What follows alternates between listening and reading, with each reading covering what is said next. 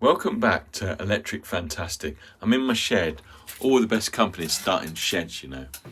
I'm just trying to create a background for my YouTube channel, and it's taken ages. So I haven't had time to do a video today. So I'm just going to show you a clip from Kathy Wood, who's one of the top Tesla investors.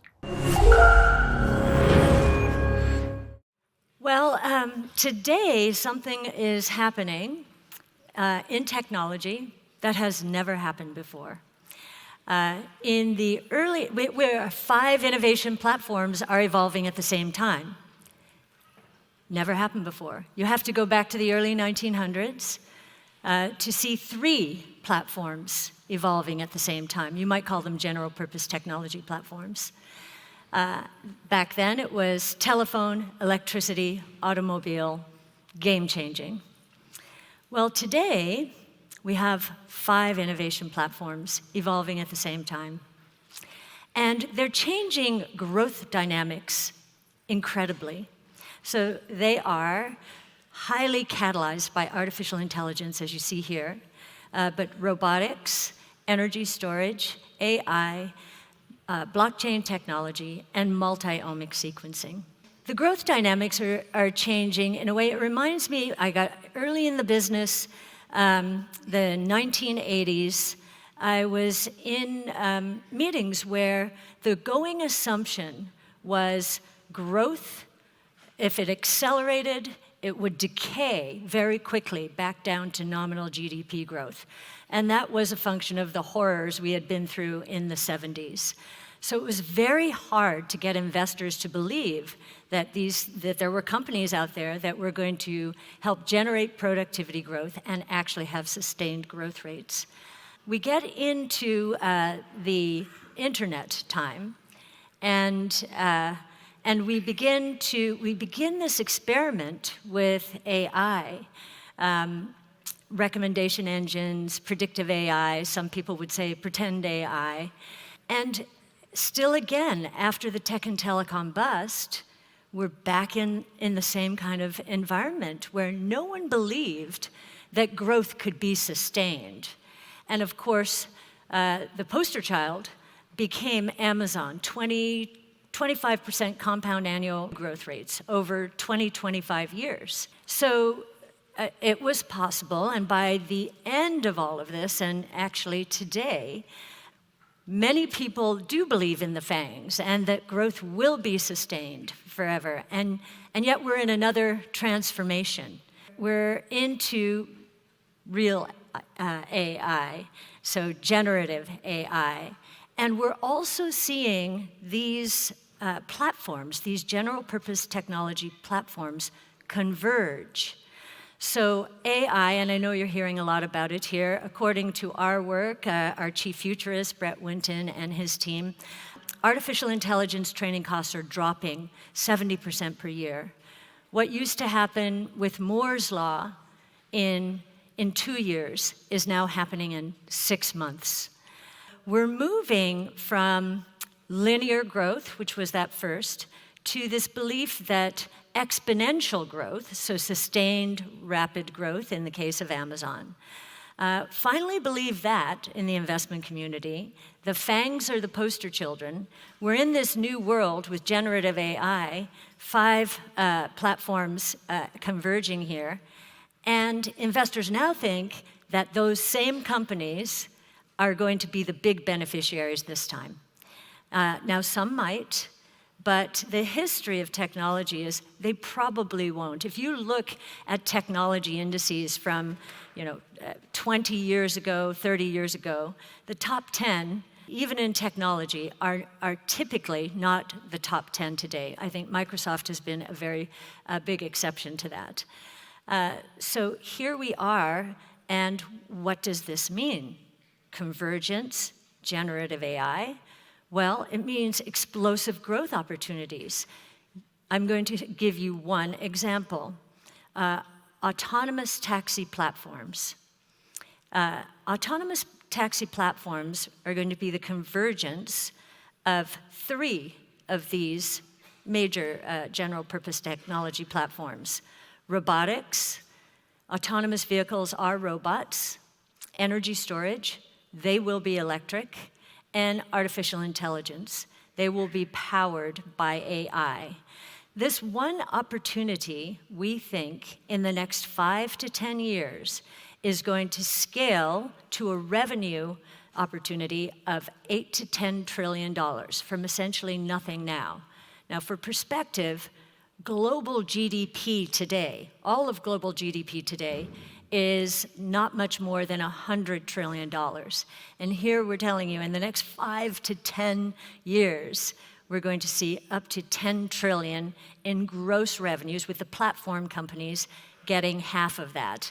If the platform companies get half of that, 4 to 5 trillion, they're probably going to be worth somewhere in the $20 to $50 trillion range. Now, that's just one example of convergence and generative AI combining to create an explosive growth opportunity. Now, for the economy as a whole, we believe that GDP growth is going to accelerate. Now, we've been in an environment of 2 to 3% growth on average for years. And if you go back in history, the history of technology is you get jump starts in growth to completely new rates of change. And very often the jump is between 3 and 5 times what the previous growth rate was. We think we're in such a time now because the artificial intelligence and the convergence of these platforms is going to generate enormous productivity growth, the likes of which we have never seen. So there are today roughly a billion knowledge workers, and their wages and compensation roughly $32 trillion around the world. We think they're going to become 4 times more productive. And typically, productivity gains result in rapid growth gains, much lower than expected inflation. And if we're right, the GDP growth, and I know this sounds crazy, and most people think we're crazy when we say things like this, but we really do believe that real GDP growth around the world is going to accelerate from that 2 to 3% range into the 6 to 9% range. And a lot of that will be productivity driven. With productivity comes tremendous wealth creation. Productivity can end up in 3 places. It can end up in profits. It can end up in wages going up as employees become more productive, and we think that will happen as well. And it's probably all 3, lower prices, deflation. That's the other thing I don't think people are expecting out there. Deflation. We think we're heading into a highly deflationary period. And all you hear today is inflation, and you've got monetary policy focused on lagging indicators of inflation and jacking interest rates up. So yes, this is why the financial markets are in a funk. The Fed believes we're in an inflation-prone economy like the 70s. We are not. We went through a massive supply chain shock in the last few years. And we believe that is unwinding, and that Fed policy is going to ensure that we end up with falling prices, which means margins are falling. Innovation solves problems. AI and these new technologies will enhance margins. So we think during this time, and I think we're seeing it empirically, that these innovations are gaining more traction today, better, faster, cheaper, more productive, more creative products and services. And so we're pretty excited about the next few years, and do believe that the Fed is making a mistake, that something out there, we thought it was the regional bank crisis in early March. No. Something out there will telegraph to the Fed that the fight now is not against inflation, and that real growth is not inflationary. In fact, if you get real growth, productivity-driven real growth, it is disinflationary, if not deflationary. So we're pretty excited about the next 5 to 10 years. And so what's the bottom line of all of this if we're so excited and think we're going to get beyond the macro environment? So this is what we think is going to happen thanks to the convergence of those 5 general purpose technology platforms. What you see here is a chart, and the blue part is disruptive or transformative innovation. Today, it is valued in the global equity markets, both public and private, at roughly $13 trillion. That's a little more than 10% of all global equity market valuation. We believe that is going to scale thanks to the convergence of these platforms and the explosive growth opportunities that they will provide to more than $200 trillion. That is a 40% compound annual growth rate. It's very hard to believe, I know. In the markets, they do think we're a little crazy. But the building blocks of our confidence here comes from our research around these platforms. 40% compound annual rate of growth makes sense in the world of accelerated real GDP, very low inflation, and very high productivity. And the number I threw out just for autonomous taxi platforms is in that 200 trillion. It's somewhere between, alone, that one opportunity is between 20 and $50 trillion. Now, what's the other message from this chart?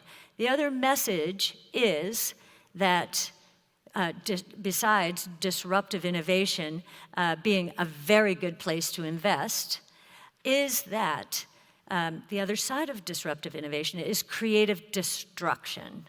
And we're going to, I just described autonomous taxi platforms, that is going to transform all of transportation and mobility completely. The convergence of artificial intelligence, multi-omic sequencing, and one of the other technologies underlying CRISPR gene editing is going to transform healthcare. We think blockchain technology and artificial intelligence, we did a fascinating podcast on the convergence between those two, is going to transform not only the entire financial services sector, but is going to lead to a whole new area of property rights in the digital realm. A lot of young people today spend more than half of their discretionary time online. That's where they're interested in staking out property rights. So we're pretty excited about that as well. Many people ask me, we have a lot of doubters out there, which I think you probably know about, how we maintain our conviction in this kind of forecast. And our conviction has not wavered. In fact, it's increased over the last 5 years, and the numbers have grown larger because of the breakthroughs in AI that we didn't even expect to happen this quickly. The courage of our conviction comes from our research.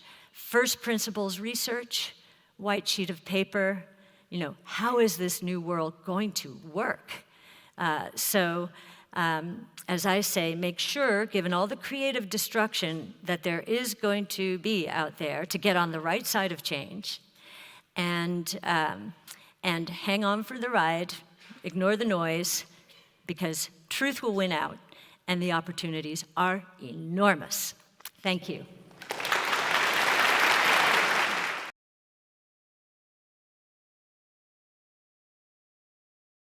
There's been more Tesla Model 3 sold than any electric car. It's the best-selling electric car in history. Here is where you can kind of see all the longest range Tesla Model 3s in history. There is probably at least 30 Teslas Model 3s that have done more than 300,000 miles. Just to catch everyone up, past 5 days, Tesla stock up over 14%. The streets are quiet in Oslo. the air is pleasantly free of fumes. There's been a noticeable improvement to the air quality in the city? Yeah, it is. And so if you're investing in a stock, what you really want is a CEO to kind of stick to a plan that is well known. So we don't have to actually guess what the plan is because he puts it out on the website. Everything that he said he's going to do starting in 2016 is basically what it is. So let's take the first part, right? What did he say in the first part? He said, hey, listen, guys, this is 2016. We're going to build a Model 3.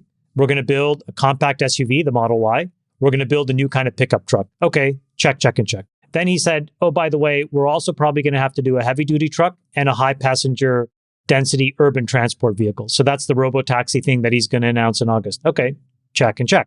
And then he talks about the software and the investment in FSD and trying to get to a place where, you can just have a much higher probability that it will save you from an accident and it'll keep you safe when you're driving your car, which will be a large driver of why people want to buy the cars themselves. And you can see like these FSD models. So if you're a smart capital allocator, what you actually saw was a dislocated stock price.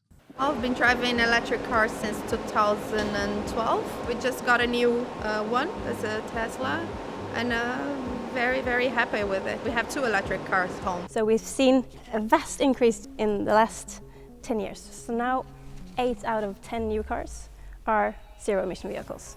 When I say on the planet Earth, I mean, there's probably some Tesla Model 3 floating around in space that Elon Musk shot up there in a rocket one day for fun. But anyway, I don't know. The average battery degradation for Tesla Model 3s that have driven to approximately 200,000 miles is 10%. But I think SpaceX is going to be, I think we're going to make 20 times in SpaceX over the next 15 years. I think we're going to make a quadruple in the next 6 or 7. But I think all the cars are going to be electric. And I think this hybrid is just a sort of a holding off action so that automobile companies don't have to lose money on the electric cars. The reason stock is down is because people were concerned that he was going to abandon the idea of having a low-cost car and go all into robo-taxis. That's the reason stock is down. So there's only one company in China that's profitable, by the way. That's BYD, Warren's company. So what's the reason it's going to go up and when? Oh, it's going to go up huge. When? And now. I mean, now is the bottom. They've sold 6 million cars, and 3.5 or 4 million are collecting data. And now what's happened, they have version 12, they have all this enormous amounts of data, and now they have compute to figure out, humans can't do it. Now they have compute to figure everything out. So now you're on the verge with autonomous driving in your car. So where do you want to go? So I want to see Steve Jobs' house. And say, okay, so they punch in the address, and we get into the car drives around by itself. They've literally just said, here's a bunch of good humans driving in different situations. Learn like a human does. They make $7,000 in profit a car for a car they're selling for $35,000, minus the $7,500 credit. Vehicles that are priced at, let's just say, roughly $35,000 a pop don't even cater to 5% of the total addressable market globally. But by the time you have a $25,000 vehicle, suddenly you're now catering to 10 times more customers, from less than 5% to more than 50% of the entire market. By the time you're at about, call it 15, 16, $17,000, you're essentially covering the entire addressable market.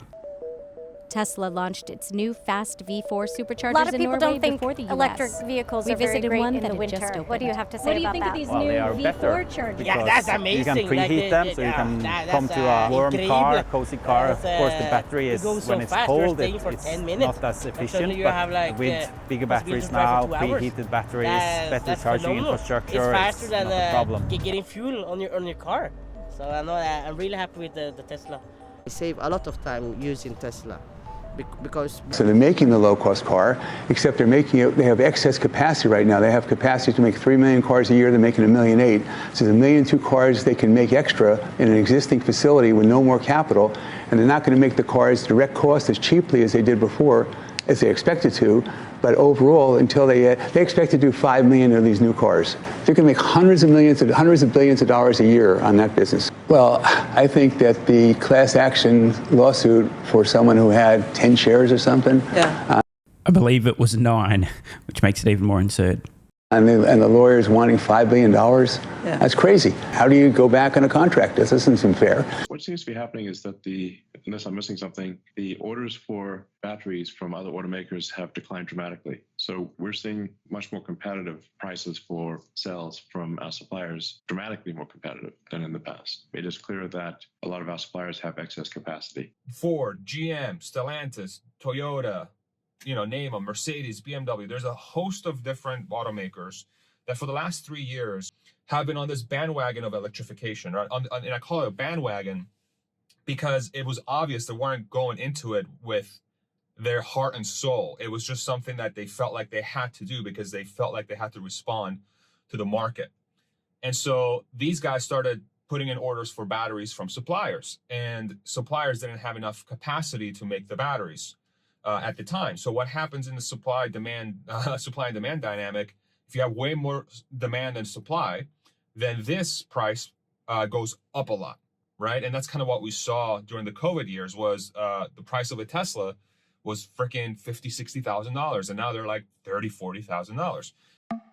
Norway, the land of the midnight sun, is filled with mountains, glaciers, fjords, and electric vehicles. A lot of them. The Scandinavian country boasts the highest EV adoption rate in the world. More than 82% of new car sales were electric vehicles last year.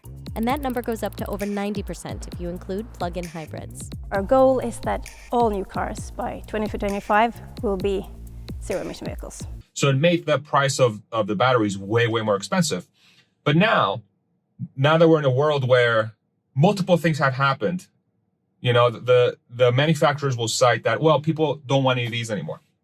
People don't want EVs as much as they wanted. And so we have to adjust to the market. What they're not saying is that they haven't been able to make an EV at a profit, number one. And number two, most of the EV offerings are subpar versus their main competition, which is, say, Tesla and players like BYD in China and others. Gas pumps and parking meters are being replaced by chargers. It's an electric utopia of the future.